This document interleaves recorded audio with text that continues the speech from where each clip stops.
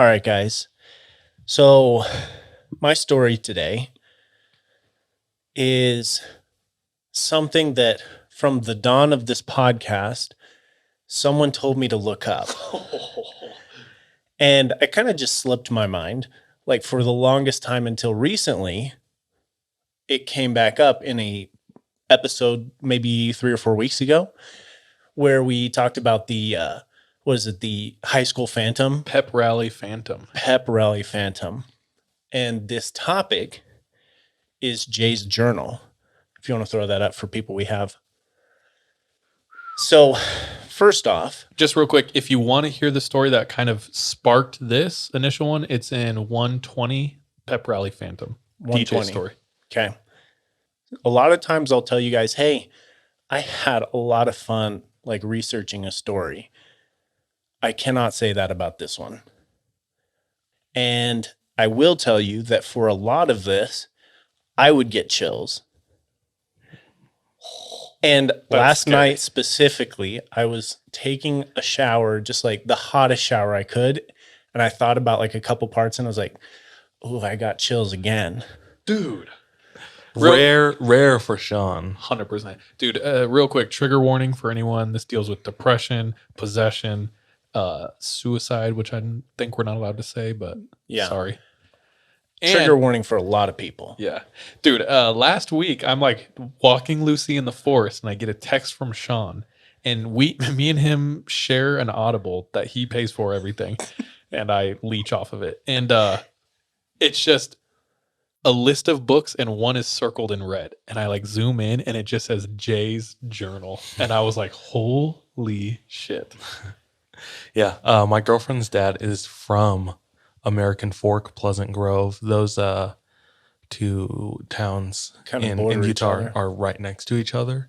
And he's been on that same street his entire life. He's only lived in, I think, 2 houses his entire life. Damn. So American Fork, Pleasant Grove has only been the only thing.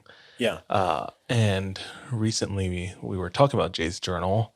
I started talking to my girlfriend about it. She brought it up at her parents' house, and he comes out of nowhere. And he's this hardened cowboy hunter. He hunts full time, takes people out into the wilderness, and he's a jolly dude, but also like nothing really phases him either.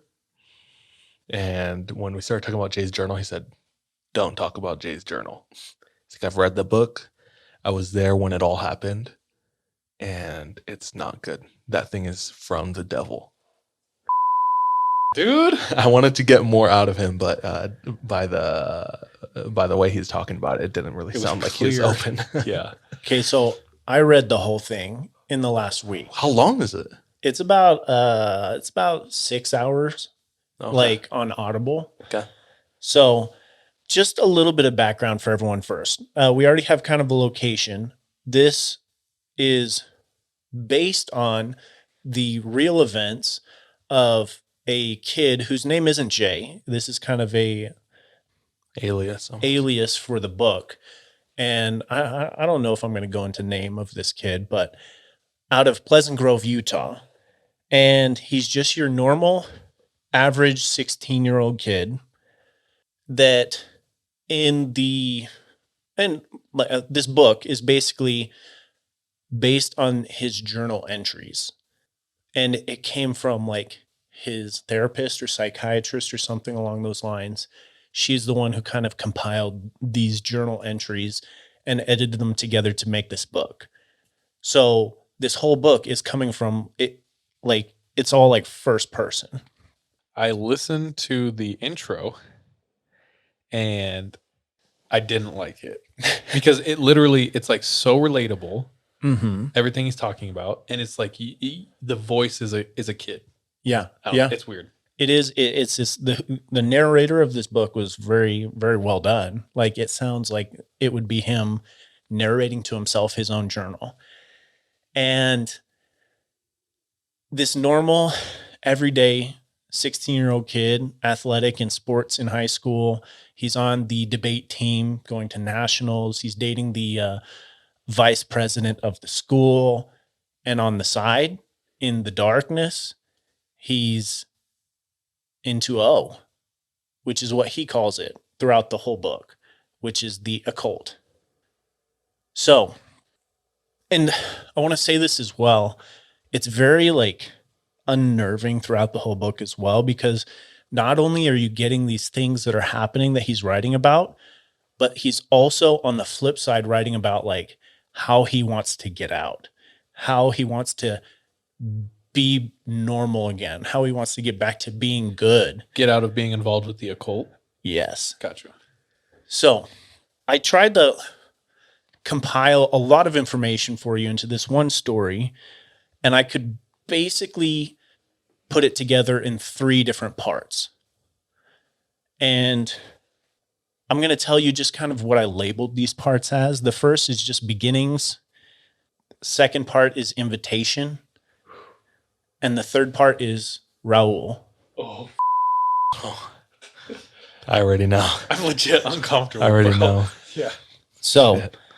like I said, on the side, in the darkness, he's into O with his girlfriend, Tina, who is this vice president of the school. What Or not, school is like it? the kid vice president.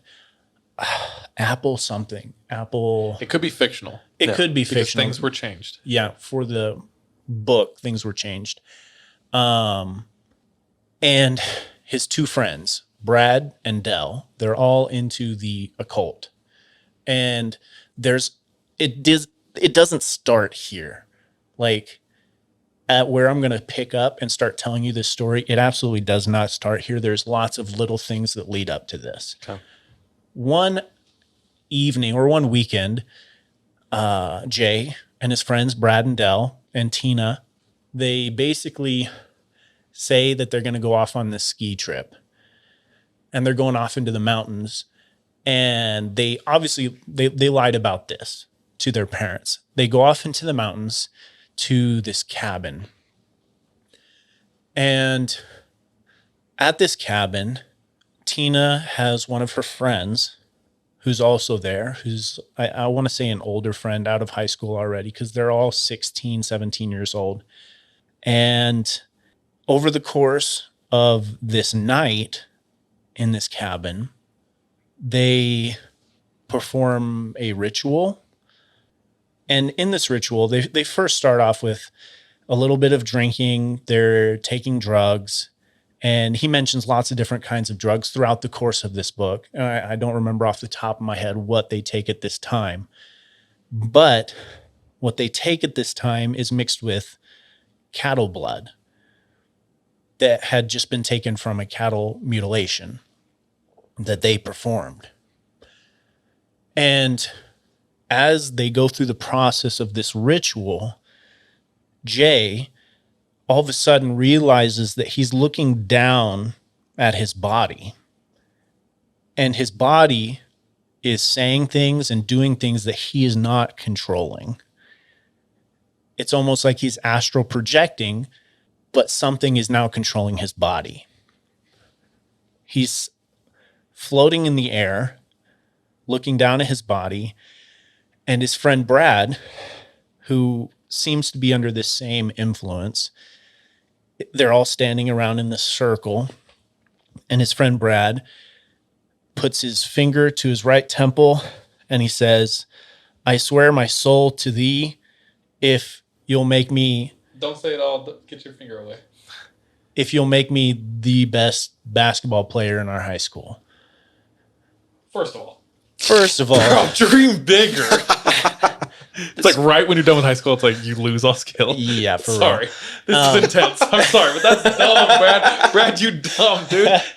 You're willing to give up yourself for basketball in high school. I wish I was a little bit taller. I wish I was a baller. Dude, NBA at the very least. At the very least. And Jay describes his friend Brad as not very athletic. He was on the basketball team, but like riding the bench hard. So He's like, I'm willing to give it all up. he's willing to give it all up. And as Jay, in his spirit form, is trying to stop his friend Brad from saying this, he says it anyways. Because he's an idiot. Bro, He's like, dream- wait, bro, do get something more. better. Next to him, his friend Dell does the same thing. He does the motion, puts his finger up to his right temple, and he Don't says, like that. I I don't like swear- knowing. Stop. I don't like knowing that.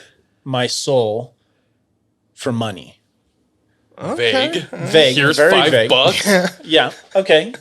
And I may be leaving out like, and honestly, the journal may be leaving out exactly what he said as well. True. This whole experience in his words sound very traumatizing. Yeah.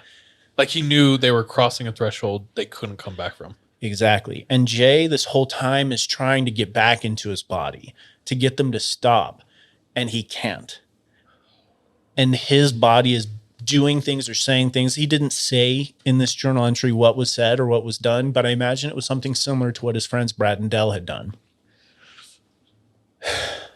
Eventually, he wakes up in his body once again, and he feels very, very uncomfortable about this whole situation. And it seems like in his journal entries that his friends Brad and Dell felt very uncomfortable about it as well. They're still there in the cabin though when he wakes up. And it sounded like maybe he became aware again that next morning, which probably had something to do with drug. He said he didn't know what else was put into this blood mixture by his girlfriend Tina. Anyways, over the following weeks, Jay continues to write in his journal, and he gets to this point where he talks about he feels like he's not alone, like there's something else around him. And sometimes his journal entry would start on the day, and then you would get an addition to his journal entry, but it would be at like 2:30 a.m. He would wake up, write 2:30 a.m. I'm not alone in my room. There's something else here. And then I turned on all the lights. There's nothing here. 2 nights later, same story. But this time, he'd say 2:33 a.m.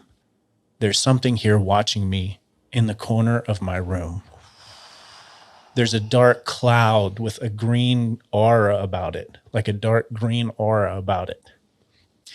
I reached out to kind of swipe at it, to swipe it away, and a hand reached out of it. And it was a grayish hand. And then it disappeared.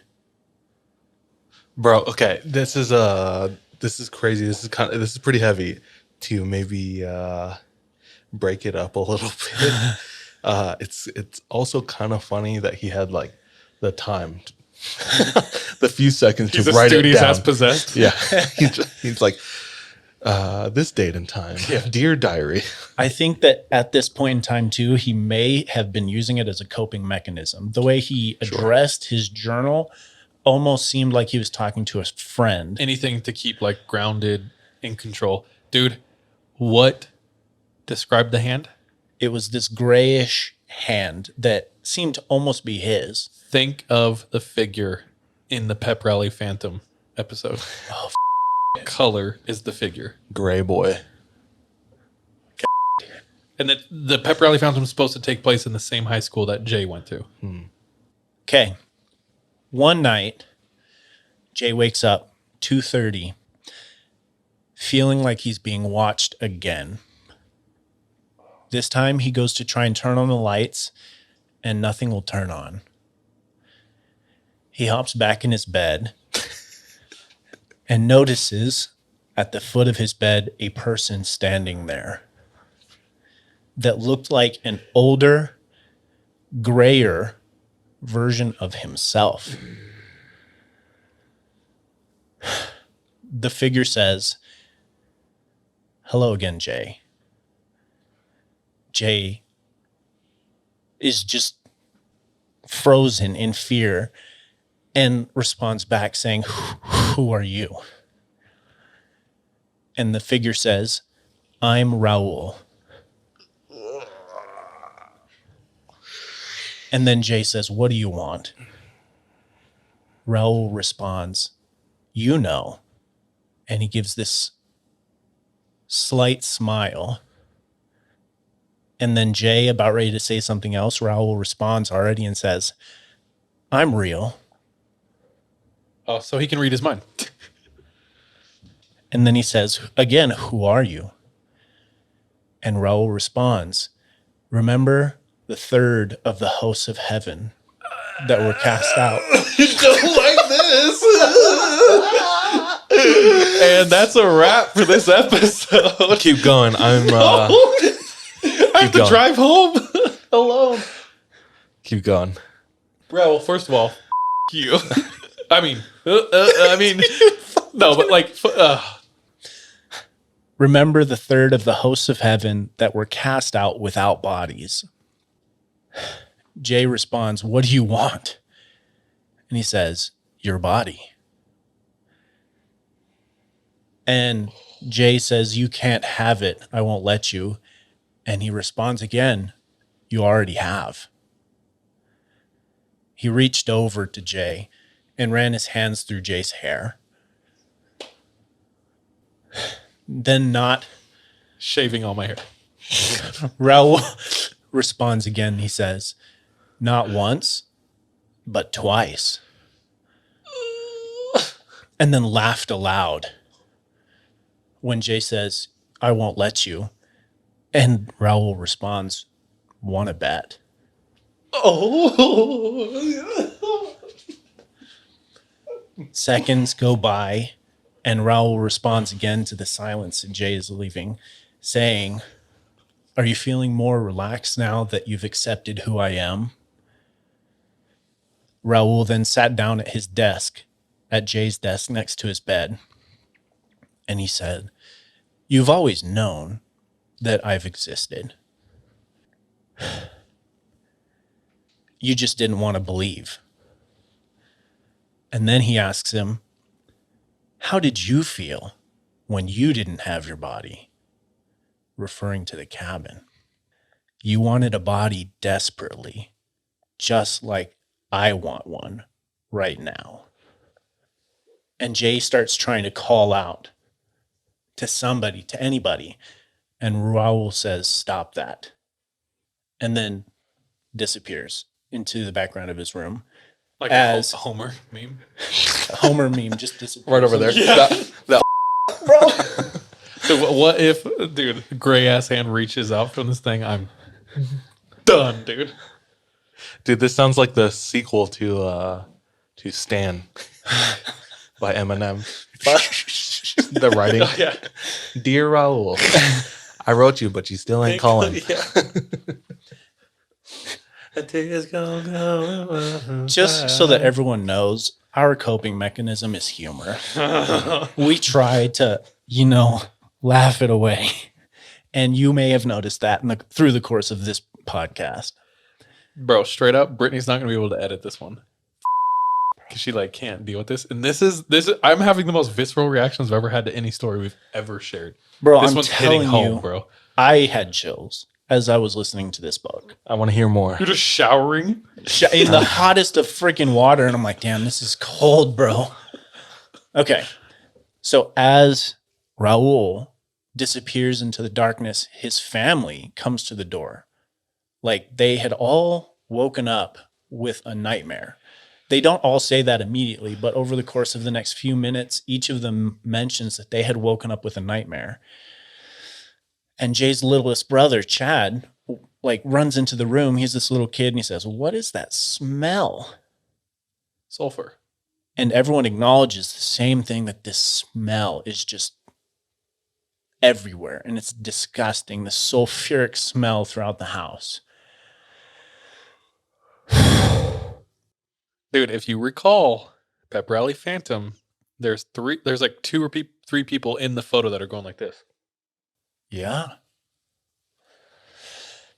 Now, over the following weeks, Jay continues to write in his journal that Raul grows bolder and bolder. He'll see him during the day. He'll come visit him at night again and again. And over the next few weeks as well, he writes in his journal that their high school had a big basketball game against their rival high school. And his friend Brad had came off the bench and scored more points in that game than he had all year. Jay admits in his entry this could be coincidence. The very next game, Brad follows it up with double that. And everyone is just like, Brad is the dopest. Like, he's the best basketball player on the team. So he's getting his wish. Brad's rad, dude. Yo, can we pull up the photo from the pep rally? Yeah. Keep going. I'll find it. Okay. And then over the following couple of days or weeks as well, his friend Dell gets word from his aunt, who lives down in Las Vegas, who is very wealthy in the time. This is the 1970s. And She has like $800. she was like $900. But she has a terminal illness Okay, not cool. and is willing everything to Dell. Like her property down in Vegas, all of her money, everything. And it's like a substantial sum in the 1970s. And all of a sudden it's like, can we call this coincidence anymore? Starting to manifest. It is starting to manifest. Yikes. Now, in the following weeks, this continues to happen. Jay writes that his girlfriend, Tina, decided to leave him for someone else. And this traumatizes Jay. We're going to drink cow's blood together and you're going to leave me? There's more to that as well, Oh, gosh. which I'll happily share with you in a minute. But she decides to leave him for another guy. And Jay is distraught and doesn't know what he's going to do, like with his life. Like he was connected to Tina as she was to him. And then just a couple of days after that, his friend Brad is driving down the road and a semi truck misses a stop sign and runs right into Brad's car. As they were looking at the like crime scene footage, it appeared, and this is what was written in Jay's journal, so I don't know like how accurate this is, but he says that it appeared it had struck Brad right in the right temple first. Do you mean like where the finger was touching? Right where his finger had been touching. And he admits in his journal as well that his friend Brad was going to go and talk to his church leader. Who's planning on getting out? He was planning on getting out, as was Dell. And just a couple of days after, Brad passes away. Dell is sitting on the side of the road and somebody is driving. It was an on-ramp to the freeway. And I guess he was sitting like on the kind of the curb where you would cross to get to the next side. And this car is coming around the corner to get onto the freeway. And the kid who was driving said that the wheel turned in his hands and swerved right into Dell. And Jay once again said it appeared that he was struck on the left or on the right side, right in his temple first. That's just what he says. Was that event? Was That was that. That's it. that's With that. That's Okay. that. Yeah. I have this. So no, I don't. Sorry. So explain to people who are just listening. If you haven't seen Pep or listened to Pep Rally Phantom, you should, because this is a spoiler. But this was recent. I think this was in January when there was a pep rally going on at the high school, Pleasant Grove High School, and they found this on the footage. They watched this figure, this gray figure, walk through, like across the gym, 1,000 high schoolers, and sits down in this vacant space in the middle of all these girls and sit there just not doing anything, chilling for about 10-15 minutes. And they watch it stand up, walk away. After which they approached all of the students in that photo sitting around this gray figure, asking them if they know who that was, showing them the video, and nobody knew who this was. Nobody saw this thing come through and sit next to them the whole time. They said it was said empty. it was empty. And then you see the one person next to them holding their nose, like maybe something just smells disgusting. Yeah, there's a couple people. Like the person on the right looks like Stank. Yeah, Got- stanky face She's on. fizzing over there. Yeah. Yeah. But So this is the photo taken at the high school where Jay, aka Raul, like went down. I don't know. Somebody is asking in the comments of if the figure is Jay We don't know. or the demon. I don't know. We don't I don't know, think we yeah. will know. So, but just weird things happening there. And if you listen to the episode, there's also like a underground bunker or tunnels where a lot of strange things happen. I detail that. So Yeah. So Dell's gone. Brad's dead. Brad's dead. Tina left. Tina's gone. Now, one day, Jay takes out his little brother Chad. They go and get some ice cream. And they eventually come back and they're sitting in his room. And his little brother says something to him to the effect of, "You're not Jay anymore. Like, you don't act like Jay. Who are you?" And his is a little kid.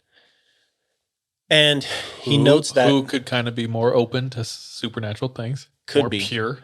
And at least more aware of that. Yeah. And that was one of the last entries in the journal. The last entry in his journal being something to the effect of, "I don't want to do that assignment at school anymore. I don't want to be with anyone. I don't want to do anything. My earthly belongings leave to so-and-so as a wedding present." And that was the last thing he wrote before he took a 22 to his right temple and ... did the deed. ...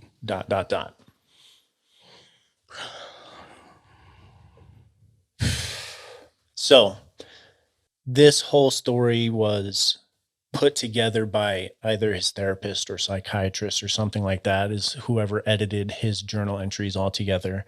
And at the end of it, there was also allegedly a letter from his mom to Jamie. I don't know who that, maybe that's the name of the psychiatrist or therapist or whatever it is. And she described Jay as maybe a little distant, but they had no idea anything was going on. And she described the events of leading up to that as both of his best friends had died, and his girlfriend had left him for somebody else. And like, she attributed those things to what had happened. Now, I do want to give some clarity to maybe the origins of this story. They are based on the life of a real person, and at least 21 of the entries in this journal, this book that was compiled, are straight from his journal. Allegedly, there are some fictionalized entries, and allegedly those are from case files of other people in the area from the same psychiatrist or therapist. So you said 21? 21. Out of how many? 200?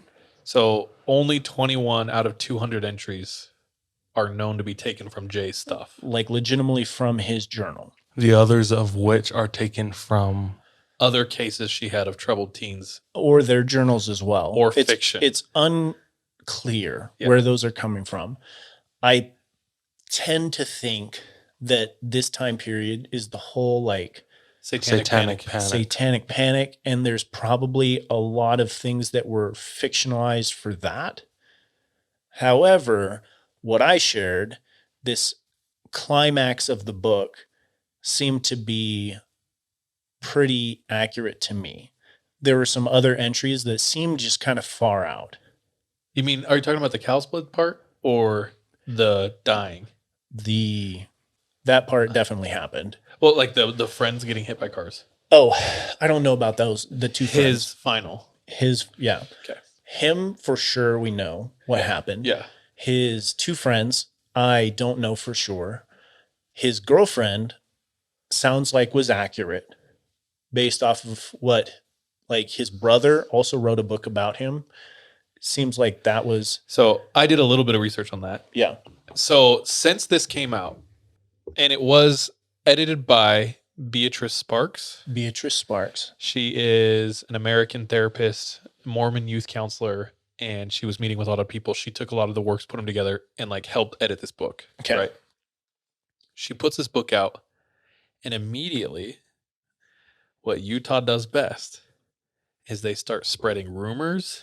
Mm-hmm. Everyone's gossiping. It grows and grows and grows to the point where like people are coming from all around to deface the real Jay. I'm not going to say his name. That's why I didn't want to say his name Okay. either. The real Jay, his headstone. Yeah. Because they're like, this is disgusting. Like, how could you? Da-da-da, all these things. People are afraid. He's this huge urban legend. Yeah. I know at one point in the books, it's alleged that they hang out at this abandoned school. Yeah.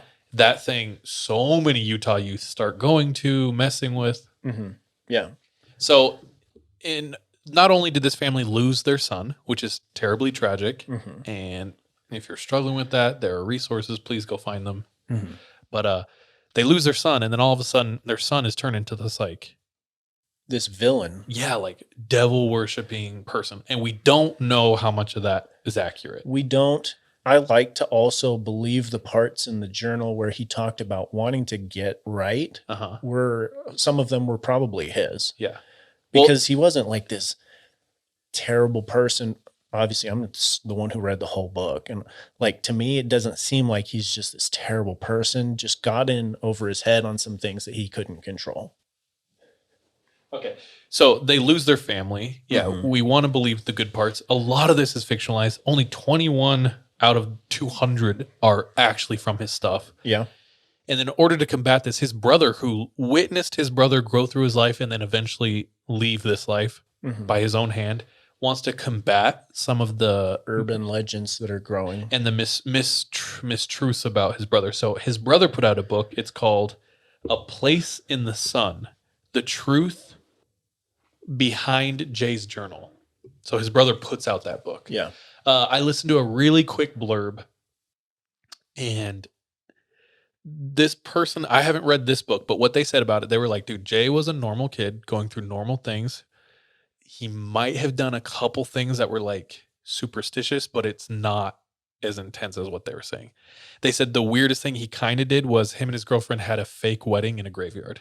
Yeah. And it was because there's a statue in that graveyard that brought her a lot of peace. So they decided to do a fake wedding where they held hands for a minute and then left. Mhm. And that was like the most freaky thing Jay, Yeah.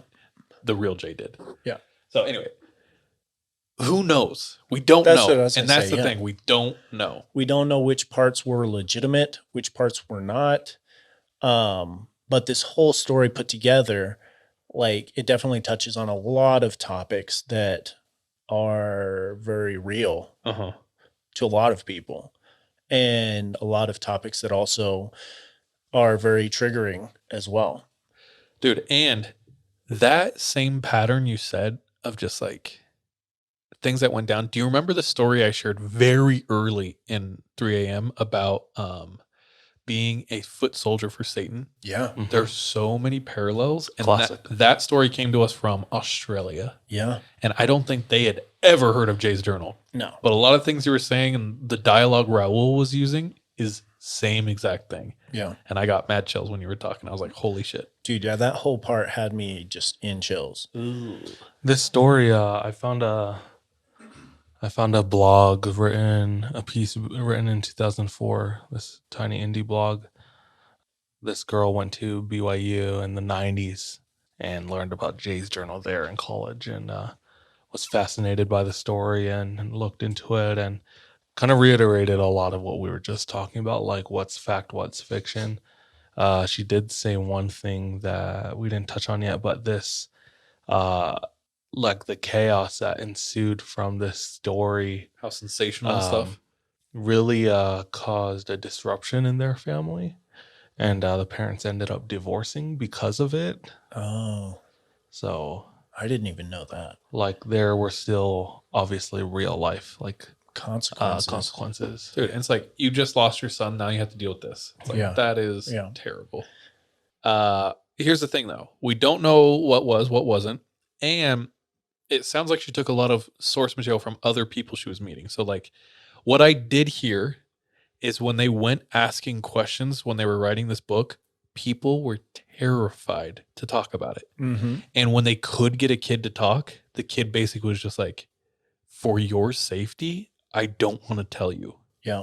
Like, that's how scared people were of what was going on. I do have a lot more information on all of the events that led up to this that I wanted to share with our patrons. And obviously the people who are listening and watching this Twitch with us right now. Ooh. Are we going to let it rip or are we going to do it afterward? Go, dude. All right. Lucky y'all. Lucky y'all. Any primers in chat? Okay.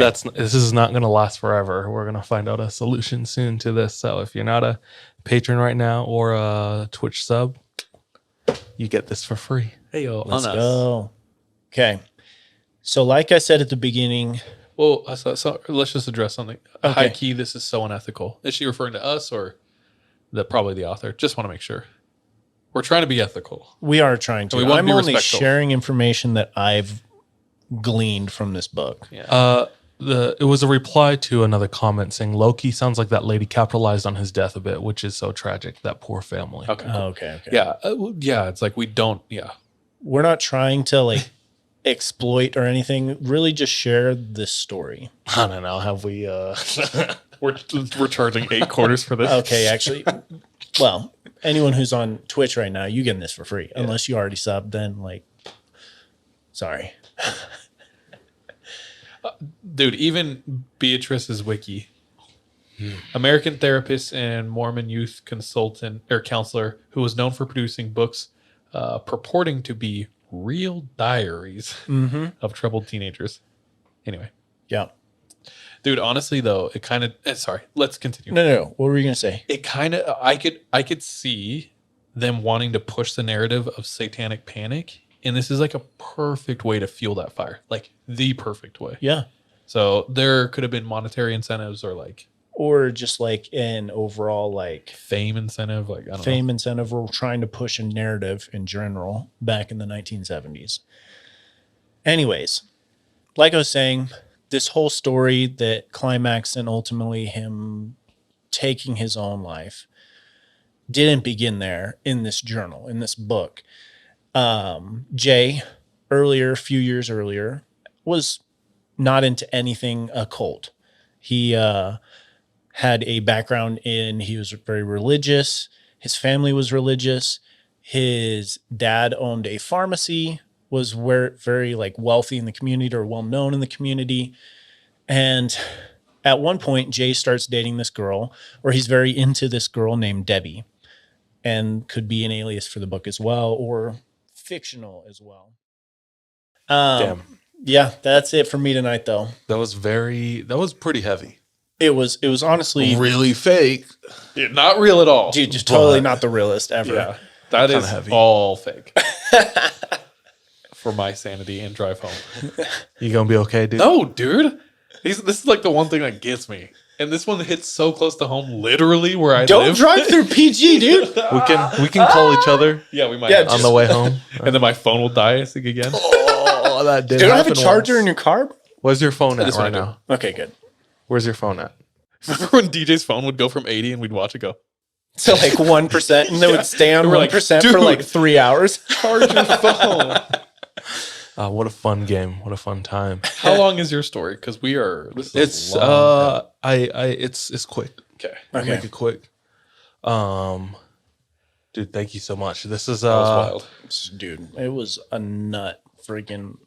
Chat. Hopefully you're doing well. What we need to do, dude, is get like a smudge emoji to clear the air, dude. Like Palo Santo yeah. or Yes, we do. a little sage. Yeah, I like that.